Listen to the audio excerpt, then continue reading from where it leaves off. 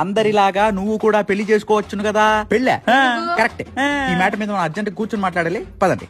పెళ్లి చేసుకోవడం పెద్ద ప్రాబ్లం కదండి. దాంట్లో 2 ప్రాబ్లమ్స్ ఉన్నాయి. లవ్వా అరేంజ్డా?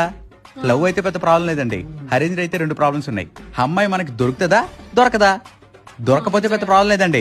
దొరికితే మళ్ళీ 2 ప్రాబ్లమ్స్ ఉన్నాయి. అమ్మాయికి మనం నచ్చుతామా నచ్చమా?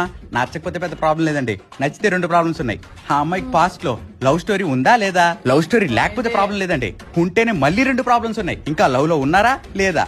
లేకపోతే పెద్ద ప్రాబ్లం లేదండి. ఉంటే 2 ప్రాబ్లమ్స్ ఉన్నాయి. దాని వల్ల ఒప్పుకుంటదా ఒప్పుకోదా? ఒప్పుకోకపోతే ప్రాబ్లం లేదండి. ఒప్పుకుంటే మళ్ళీ 2 ప్రాబ్లమ్స్ ఉన్నాయి. వీళ్ళిద్దరు టచ్ లో ఉండొచ్చు ఉండకపోవచ్చు. ఉండకపోతే పెద్ద ప్రాబ్లం లేదండి. వీళ్ళిద్దరు టచ్ లో ఉన్నారనుకోండి మళ్ళీ 2 ప్రాబ్లమ్స్ ఉన్నాయండి. వీళ్ళు టచ్ లో ఉండి సైలెంట్ గా నడిపించచ్చు, ఇంకొంచెం ఎక్కువ ఆలోచించచ్చు. సైలెంట్ గా నడిపించారనుకోండి ప్రాబ్లం లేదు.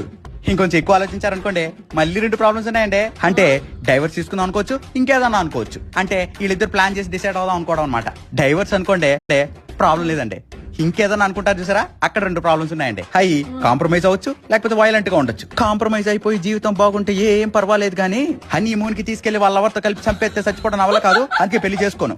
ఏమంటారు? పెళ్లి అంటే పెళ్లి. నిద్ర లేచి రోజుకో 3 సచిన వార్త వినిపిస్తుంది.